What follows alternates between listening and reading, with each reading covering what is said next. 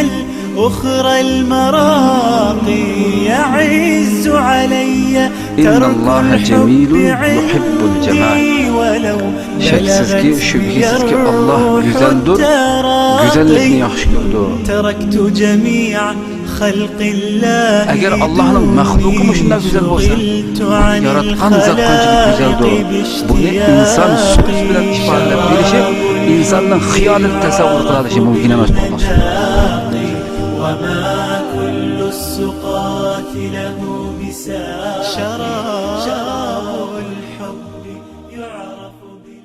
Bismillahirrahmanirrahim. Elhamdülillah ve salatu ve selamu ala Resulillah. Amma ba'd.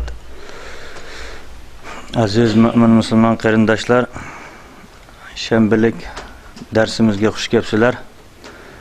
Darsimizni odatdagidek Qur'oni Karim bilan boshlaymiz. İbrahim qarim bir Qur'on o'qisa. Birodarimizdan Alloh rozi bo'lsin. Hozir bizga Allohning go'zal ismlari haqida birodarimiz Abdullah Yalqun bizga so'z qilib berdi. Qani marhamat. Bismillahirrahmanirrahim. Elhamdülillahi Rabbil alemin. Vel aqibatu lil muttaqin.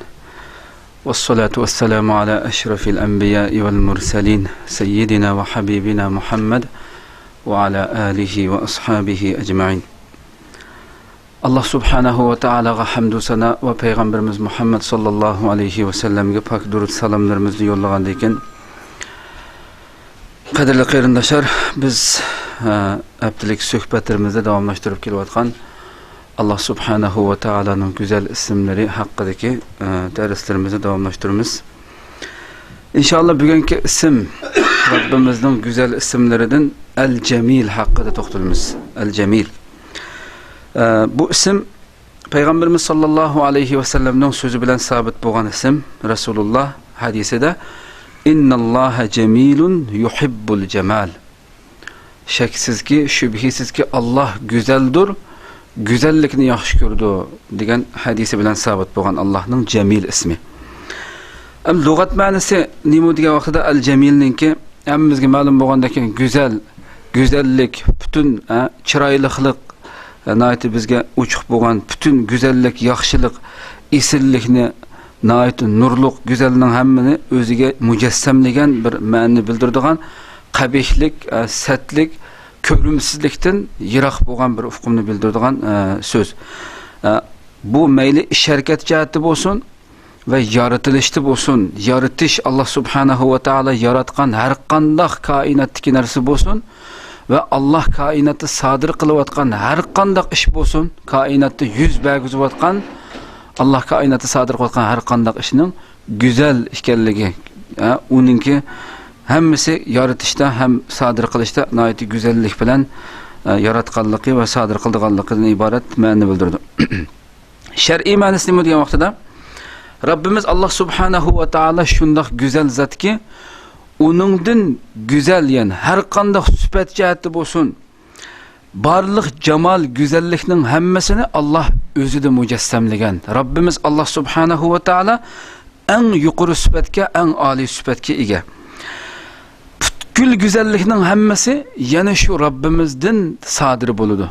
Kainattaki her qanday güzelliknin egisi yaratqıcısı şu Rabbimiz Allah subhanahu wa ta'ala. Şunun için muşu kainatta yani bir narsa shuki, kainatda hiçbir narsa hamma tarafından yaxshi ko'rilishga loyiq emas. Mayli bizning eng yaxshi ko'rib turgan otamiz bo'lsin, bola chaqalarimiz bo'lsin, o butkul min kulli vujuh yani Allah subhanahu wa ta'aladan boshqa hiçbir maxluq her tarafından hiçbir sat tarafı yok, ko'rimsiz tarafı yok, yaxshi ko'rishga loyiq emas. Fakat yalğız Allah subhanahu wa ta'ala layık iken Allah subhanahu wa ta'ala yaxshi ko'rilishgan zati jihatdan her bir tarafından yaxshi ko'rilishga layık bo'lgan zat fakat ve fakat Rabbimiz Allah subhanahu wa ta'ala. O shundoq güzel zat ki güzellikni yaxshi ko'radi.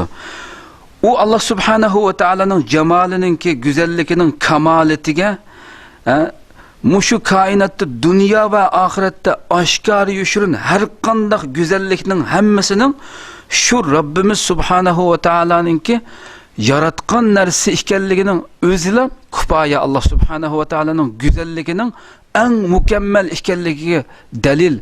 Nima talab qildi desam, mush koinot dunyo va oxiratda har qanday oshkor va yoshirin go'zallikning hammasininki yaratquchisi, maydonga apkaguvchisining Alloh ekanligidan iborat bir haqiqatning o'zi Allohning jamolininki eng mukammal ekanligini ko'rsatib turadigan birdan-bir nihoyat kuchli bir dalil bu dedim. Shuning uchun qadrli qarindoshlar, agar mushu dunyo va oxiratdagi barliq oshkor yoshirin go'zallikning hammasining mastarisi, yaratquchisi, yasig'uvchisi, maydonga apkaguvchisi Alloh bo'lsa, famazzannu biman sadara anhu hazal jamal fal amru ajallu wa a'azzu mimma yaxturu bil bali aw yu'abbiru anhu al maqal.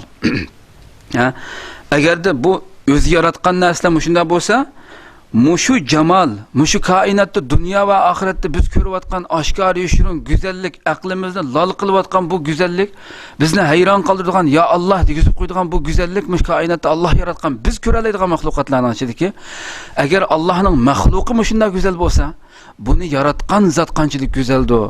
Buni inson so'z bilan ifodalab berishi, insonning xiyolida tasavvur qila olishi mumkin emas bu Alloh subhanahu va taolaning go'zalligini.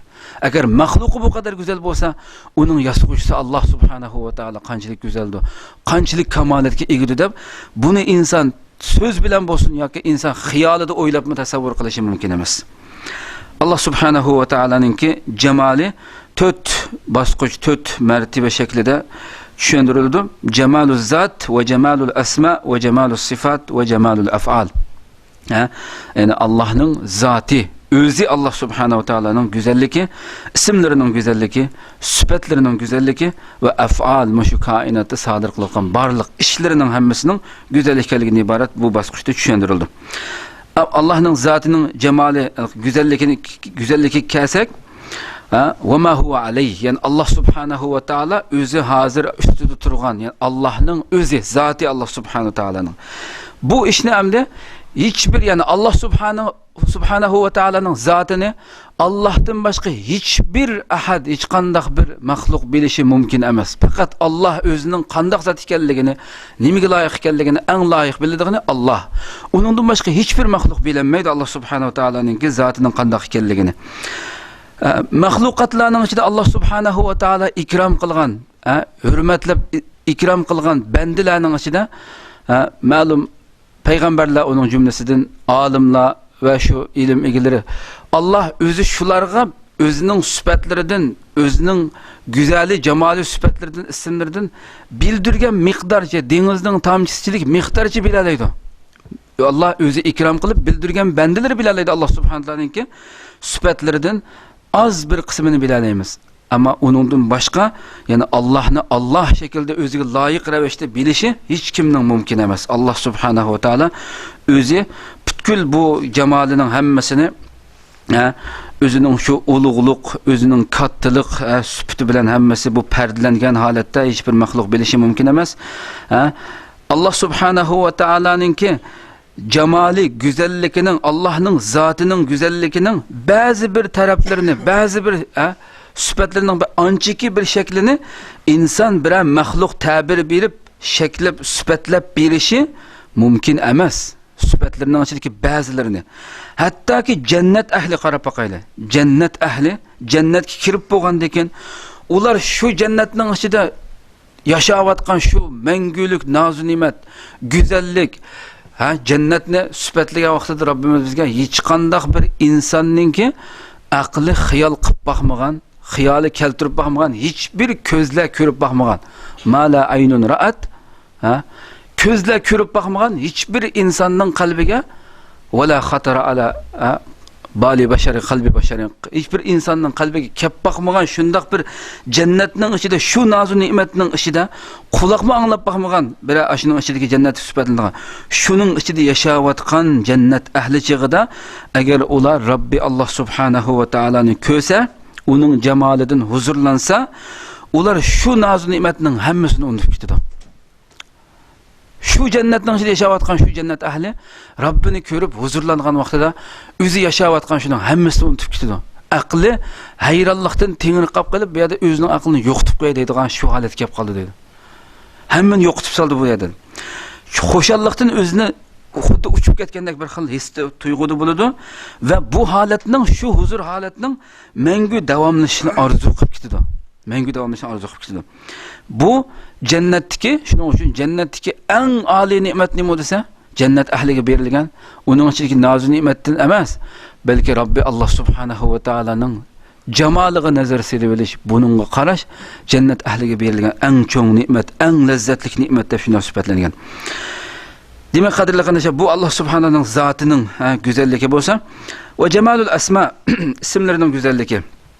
Biz Robbimiz Alloh subhanahu va taolaning butun ismlarining hammasini go'zal, Qur'oni Karimning valillahil asmaul husna fad'uhu biha deb Robbimiz bizga o'rgatganda Allohning go'zal ismlari bor.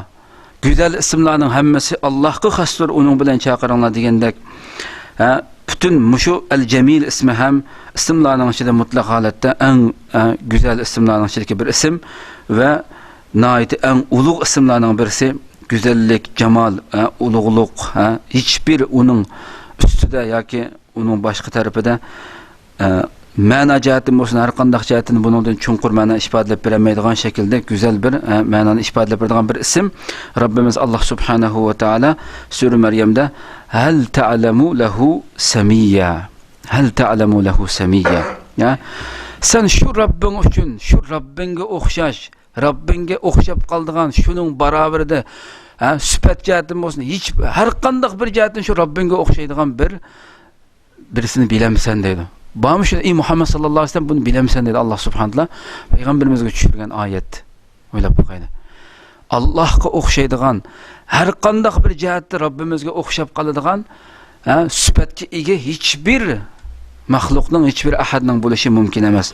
O Rabbimiz ana şundaq güzel süpetlerge, güzel isimlerge ege zat Allah subhanahu wa ta'ala.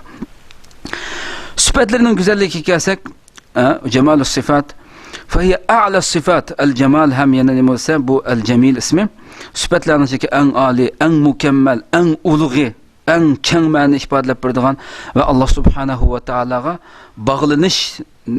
bağlanış cihetini etkan vaxtıda en köp işletildiğen Allah'ınki isimlerden birisi.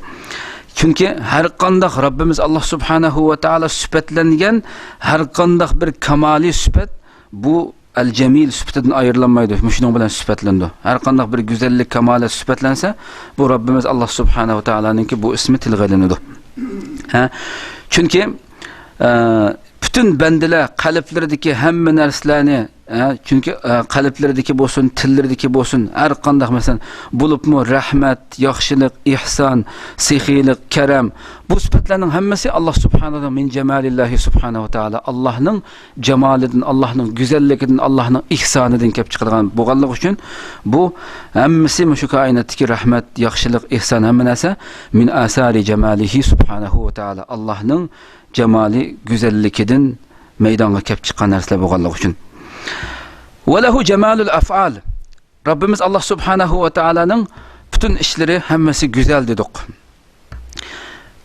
Barlıq kainatdaki hemme narsa yaratılış cihati bo'lsin, şekil cihati bo'lsin, tüzülüş cihati bo'lsin en mükemmel şekilde. En mükemmel şekilde. Çünkü Allah subhanahu'nun kainatdaki her bir af'al işlerinin hemmesi yaxşılık bilen ihsanның o'ttirisida aylanib yuridi. Hiçbir hikmetsiz bir iş yok. Çuqum ki Allah sadir qilgan har qanday ishqa Allah maqtiladi. Davomli holatda hamdu sana aytildi Rabbimiz Allah subhanahu taolaga. Allah sadir qilgan har qanday ishqa va shukr aytiladi uningga. Shukr sana shukrlar bo'lsin ey Rabbimiz deb hamdu sana aytiladi. Va yoki bo'lmasa hatta jazo bergan taqdirda ham Allah adolati bilan jazo berib bir qavmlarni shu tegishli jazo bergan bo'lsa ham buningga ham maqtildi Allah subhanahu taolo. Bununla hem şükür eğitildi bendeler tarafından. Hiçbir elka zulüm, bu körümsüz, sert bir insan yaktırmaydıgan bir iş Allah'tan sadır bulmaydı. Her qandaq işi çuqum hikmetke, hamdu sanaga en muvafık şekilde sadır buldu. Allah'tan sadır bulgan her qandaq iş. Feleyse fi af'alihi abesun ve la sefa. Rabbimiz Allah subhanahu wa ta'ala'nın her qandaq bir işi de qalaymiqan, xalıqançı iş qıldıgan, xalıqançı bir işini birisini vayron qilib o'tib, bir yerga ajratlik berib, bir yerni yo'q qilib o'tib, birisini yoshitib o'tib, bunda qilgan ish yo'q. Allohning kitobida qalaymiqam bo'lib qoldigan, yo tasodifiy bo'lib qoldigan, bir bandasiga avatman deb, yana birisi ketib qoldigan bunday ish yo'q Allohning kitobida. Allah'ın kanuniyeti bundaq narsa yok. Hamma narsa en inchki nuqtasigacha, en zil nuqtasigacha hiçbir narsa hata ketmeydi, hiçbir narsa qalaymiqan ketmeydi. Hammasi Allah o'rinlashtirgan shaklda bo'ladigan gap. İnne Rabbi ala siratin mustaqim. Şeksiz ki Rabbim en to'g'ri yo'lni olsin. Rabbimning bütün sadir qilayotgan ishlarining hammasi eng to'g'ri. Va qala azza sha'nu allazi ahsana kull shay'in xalqah. O shundaq zatki, o shundaq Allohki har narsaning yaratilishini eng go'zal shaklda yaratdi dedi. Ya, eng go'zal shaklda qildi. Hiçbir mahluq kainatda eng ashaddiy kafir, dunyodagi eng ashaddiy kafirmi? Chiqib maydonga chiqib maydasini tarixda ham bo'lib boqmagan va qiyomatgacha ham bo'lmaydi. Bir mahluq chiqib kafirdan birisi chiqib, musulmonga albatta mu'minga chiqmaydi.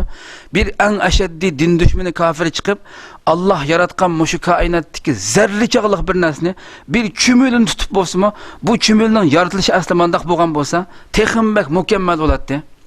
Texmbak güzel bo'ladi. Texmbak bu chumul agar ya bir puti ortiq bo'lgan bo'lsa, ya beshi mayak bo'lib qolgan bo'lsa, bu texmbak xususiyat nochib ketadi. Deb demaydi tarixda, qiyomatgacha ham demaydi. Allohning yaratgan hech bir narsada jihatdan, uning xususiyati jihatdan, ish elib boradigan hayotdagi nima jihatdan hammasi shu kofirma og'zini ochib qilib, hayron qilib, ya Alloh deb Allohga ishonmasmi, nima degan bu hikmat, bu qandoq yaratilish bu? Bu qandoq bir maydonga kelgan narsa deb aqli lol bo'lib, iymon esse aytadiki, buning kaynidan Allohning tunisi tunuydiki, ammo o'yin topolmaydi, ayib topolmaydi, nuqson topolmaydi Allohning yaratgan narsalardan. Bu shaklda ham Alloh subhanahu taolo. Shuning uchun bu koinatdagi biz sifatlab bo'lmaydigan mushu koinat o'z ichiga olgan har bir narsadagi jamol, go'zallik hammasi Rabbimiz Alloh subhanahu va taoloninki asarlaridan maydonga olib kelgan narsalardandir. Hech bir mahluq uni Allah'ның güzellikini, Allah'ның ulug'ligini ta'bir berib tushuntirib turishi bir mahluqninki, bizga o'xshash mahluqlarninki va har qanday bir mahluqning sifatlab turishga qodir bo'lishi mumkin emas. Buni Rasulimiz sallallohu alayhi va sallam Allah'ni mahluqlarning ichida eng yaxshi biladigan payg'ambarimiz sallallohu alayhi va sallam shunda ifodalaganki, la uhsi sana'an alayka anta kama asnayta ala nafsik. Ya Rabbi, Ya Rabbi, men sana sen özüngni sen özüngge hamdu sana aytgandak, sen özüngni maqtagandak, sen özüngni sifatlagandak, men sana biraz sifatda biraz maqtayalishim, sana hamdu sana aytalishim mumkin emas. Olamlarning Parvardigorining habibi bo'lgan payg'ambarimiz sallallohu alayhi vasallam deyotgan gap bu.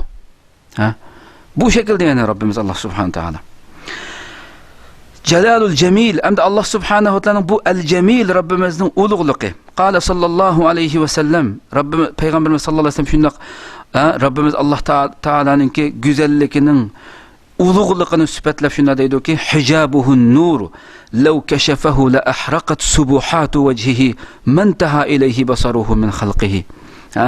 Allah'ның hijabi nur, Allah'ның hijabi nurdur. Eğer de içilip kitib qolsa bu, o Allah subhanahu wa ta'ala'nın jamalidan sadir bo'layotgan hilqi nurla butkul mahluqatining hammasini yo'q qilib ko'ydirib tashladi dedi. Nurining o'zi. O'ylab boqaylik. Shuning uchun hech bir mahluqning chidab turishi mumkin emas. Allohning agar ichib etilsa nuri, hech bir bizning ko'zlarimiz uningga chidab turishi mumkin emas. Butkul olamlarning hammasi kulib ketgan bo'ladi agar ichib etilsa. Shuning uchun famazdannu bi jalali zalikal vajhil karim. Agar shu ulug' Rabbimizning jamolidan sodir bo'layotgan nur olamlarni ko'ydirib tashlasa, agar ichib etilsa, shu Rabbimizning jamolining o'zi qandaqdir, buni qandaq o'ylashimiz kerak. Uning ulug'ligini, uning kattaligini, kamolatini o'ylashimiz, qaysi shaklda o'ylashimiz kerakdir, deydi buni. İbn Abbas radıyallahu anhu shunday degan ediki, hajaba zata bis sifat va hajaba sifata bil af'al. Rabbimiz Allah bizga rahmat yuzsidin o'zining zotini, o'zining amaliy zotini sifatlari bilan pardildi dedi. Sifatlari bilan. Biz uning sifatlarini bilamiz, sifatlarini anglaymiz, sifatlarini tushunamiz va sifatlarini ham bil af'al, amaliy ish harakati bilan pardildi dedi. Rabbimizin bütün sıfatlarını eminetli kainatta yaşayımız biz, körümüz her bir narsa bizge Allah'ın bir yaki 10 yaki hem sıfatlarını bizge eğitip durdu. Üntinsiz halette men palanı sıfatlik Rabbininki asriyman, maydonga olib kelgan narsasiman deb bizga sifatlab turdi, bizga aytib turdi maxluq butun narsalarning hammasi. Demak, bu shaklda hamda bu ismdan al-jamil ismidan elindigan meva nima deganda o'zimizga bir mu'min qandoq nasib edish kerak bundan deganda mana bu mu'min, har bir mu'min bu ma'rifat, Robbi haqida tunigan, Robbi haqida bir mu'minning Alloh haqida, Parvardigori haqida tunigan ma'rifatning turlarining ichidagi eng aziz, eng ulug' narsani tunigan bo'lsa, Robbining al-jamil ismini bilsang deydi. Ey mu'min, shuning uchun buningdan izzat his qilishing kerak dedi. Robbining bu qadar sifati bor ekanligini tuniganligingdan izzatlanishing kerak, Allohdan izzat his qilishing kerak dedi. Chunki bu al-jamil ismini Robbi Allah subhanahu taolani go'zallik bilan tunish, Allohni go'zallik bilan, yuqoridagi go'zal sifatlar bilan tunish va hiya ma'rifatu xawasil xalq dedi. Allohning maxluqotlarining ichidagi xos ayirgan, xos alohida bilgan bandalarga tunutadigan narsa bu dedi. Asli Allohni, ya'ni butunlay xuddi nurg'un qo'rqinch shaklda shu azoblaydi, u bilan insonlarning har xil shaklda tunuydi Robbini. Birisi bir shaklda tunisa, Allohning ma'lum bir ismini tutib oliblar. Yani har xil shaklda tunuydi. Bu jamoli bilan, go'zalligi bilan tunish, bu xavasil xalq, yani maxluqotlarning ichidagi, Allohning bandalarining ichidagi xos qilgan bandalarninki tunishi bu dedi. Chunki bandalarning hammasi ma'lum Allohning sifatlaridan bir sifatda tunuydi Robbini. Ularning ichidagi bandalarning ichidagi Allohni tunishda eng kamolatga yetgan kim desa, men arafahu bi kamalihi va jalalihi va jamalihi subhanahu va taala dedi. Robbi Allah subhanahu va taolani kamolati bilan, ulug'ligi bilan va jamoli bilan, go'zalligi bilan tunigan kishi Robbini tunish jihatda eng mukammal shaklda, bir qadar mukammal shaklda tunigan bo'ldi dedi. Laysa kamislihi shay fi sa'iri sifatihi ve Allah'ın başka isimlerde hem başka sıfatları isimlerde hem hiçbir şekilde Allah'a o'xshaydigan, o'xshib qolgan hech qanday bir sifat yo'q. Zalika çünkü Allah subhanahu ve taala her qanday bir sifatida, her qanday bir isimlerde hammasida güzellik, kamalat isimlerde en mükemmel, en güzel şekilde sifatlanıcıdır. Çünkü bendeninki muşu Rabbi Allah subhanahu ta'ala'nın sıfatlarının içindeki şu güzellikini dalalet kıldıgan, iş hareketlerideki kamalet, en mükemmellikini dalalet kıldıgan isimler bilen bendenin bunu tunuşu, bende de müminde nimini meydana kep çıkı dese, şu müminin kalbide Rabbi Allah subhanahu ta'ala bulan muhabbetini uyguladı dedi. Yuqoridagi sifatlar bilan Robbini tunish, shu tunug'uchining qalbida Allohga bo'lgan muhabbatni uyg'otadi va bu muhabbatning kuchi bilan texinbek Robbi tarafga yuguradigan bo'ldi dedi. Shuning uchun banda Robbini qanchalik, Robbining jamoli, go'zal, ulug'liq sifatlarini qancha tunug'ancha u mu'minning hayotidagi shakli, yoshi shu qadar o'zgarib mangadi. Shu tunug'ancha, tunug'iniga qancha tunug'an bo'lsa, shunchalik yashaydi yani dunyoda. Robbini qanday tunigan bo'lsa, shu shaklda yashaydigan gap. Shuning uchun bandaninki bu kamolat, go'zal sifatlardan banda o'zining ma'lumotini, qalbini buning bilan to'ldirgandan keyin nima bo'ldi desa, uning qalbi, u mu'minning qalbi Allohning muhabbati bilan to'shqan bo'ladi va bu muhabbat to'shib keyin bu mu'minning tabiatiga aylanib ketadi. Uningdan yasalmilik bilan chiqmaydi uningdan keyin vaqtida. Bu muhabbet kalbiga tabiat sınıp ketkendan keyin fatabqal muhabbatu taban la takallufan, takalluf qilib zo'lab qilmaydi vaqtida. U muhabbet tabiatiga aylanib ketadi. Mana bu mu'mindan talab qilinadigan narsa asli. Har bir mu'mindan bo'libmi bu ism bo'lganki al-jali, al-jamil ismini tunigan mu'mindan bu ism orqali Robbiga ibodat qilmoqchi bo'lgan, Robbiga cho'qinmoqchi bo'lgan mu'mindan talab qilinadigan narsa bu darsni ilinadigan. Chunki bu ism bilan qanday qildi yana tunigan ekan, shu mu'min o'zining ichini va teshini go'zallashtirdi. Talab al-jamil ismini bilgan mu'min yana qanday qilishi kerak?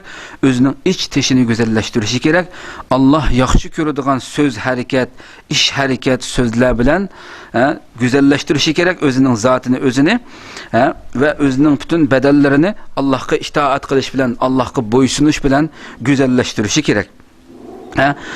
Rost so'zlar, güzel mahluqotlar, Allohning bandalaridan güzel so'zlashish va badanini ham, o'zining jismini ham Allah onunğa ato qilgan ne'matlarni teshiga oshkorlash bilan kiyim-kechak, pokiz nəhayət gözəl, pakiz kiyiniş, necis nərslərdən yıraq duruş, bu gözəllikni ifadələş Allah'ın onunğa ata qılğan nimetlerini teşiqi körüstüş bilen ifadələb berdi.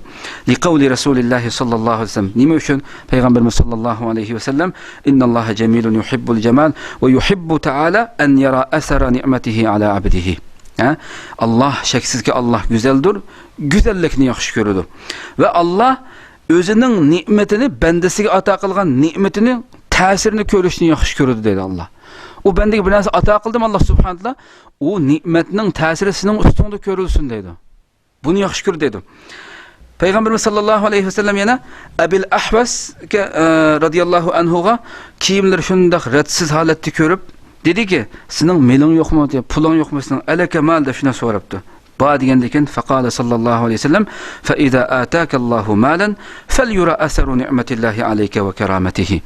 Eğer Allah sana mal bergen bolsa, mal dünya bergen bolsa, Allah'ın sana ata kılgan nimeti ve kerameti senin bunun tesiri sende körülsün deydi. Sende körülsün. Pakiz, ziretlik, güzel şekilde yürgün deb Peygamberimiz sallallahu aleyhi ve sellem tavsiye kılgan. Demek mümin qanday qilish kerak deganda el-Cemil Rabbini bilgen, tunugan mümin işçini ihlas bilen, kalbini ihlas bilen, takvadarlık bilen, en yaxşı itiqat bilen, iman bilen güzelleştirgen bolsa, taşqi qiyafetini hem güzellik bilen, pakizlik bilen, retlik bilen güzelleştirdi ve bunun bilen qanday qilsa Allah subhanahu wa ta'ala yaxşı görüdigan bendilerinin cümlesinden bolalaydı dedim. En ahırda Davud aleyhisselam'ın bir duası bakende hamda şunun bilen dersimizni tükütümüz. Şuna nida qıptı Allah subhanahu wa ta'alaga ya Rabbi ayyu ibadi ahabbu ileyke hatta uhibbahu bihubbik. Ey Rabbim senin bendelerinin içinde sana en suyumluk bolgan, sen en yaxşı görüdigan bende kim o? Men sen üçün, senin muhabbetinge eriş üçün, senin muhabbetinge eriş üçün, men şu bendeni bir yaxşı görüp alsam degendeyken, deptu ki, ahabbu ibadi ileyye taqiyyul qalbi naqiyyul yedeyni la yemşi ila ahadin bisu. Menin bendilerimden içindeki, bana en suyumluk bolgan bende kim olsa, kalbi takvadar, kolu pakiz, hiç kandak haram, buzuk işlağı kolunu uzatmaydıgan, hiçbir ahad mahlukki yamanlık bilen mağmaydıgan, yamanlık kütmeydigan, yamanlık kılayda hareket kılmaydıgan bende, menin bendemden içindeki en yaxşı görüldüğün bende dedi. Ve ahir deydi ki, ahabbani ve ahabbe men ahabbani ve habbebeni ila halqi dep şuna deyken. Ve şunda bendi ki o, meni yaxşı görgen ve meni yaxşı görgen kişini yaxşı görgen ve meni mahlukatlarımga yaxşı görgüzgen kişi deydi. Meni yaxşı görgen ve meni yaxşı görgenlerini hem yaxşı görgen ve mahlukatlarga, bendilerge meni yaxşı görgüzgen, meni söydürgen bende de şuna degendeyken Davud aleyhisselam bir deydi ki ya Rabbi sen bilsen enni uhibbu ve uhibbu men yuhibbuk. Men seni uhibbuke. Men seni yaxşı görmen ve seni yaxşı gördüğünde hem seni yaxşı gördüğün kişini hem ben yaxşı görmen. Dep bulup fe keyfe uhibbuke ila halqik. Men seni mahlukatınga qanday yaxşı görüsmen. Yani bendeleringe seni men qanday yaxşı görgüzmen. Qanday yaxşı görgüzmesin degendeyken Allah dedi ki zekkirhum bi alai ve ni'mai ve belai.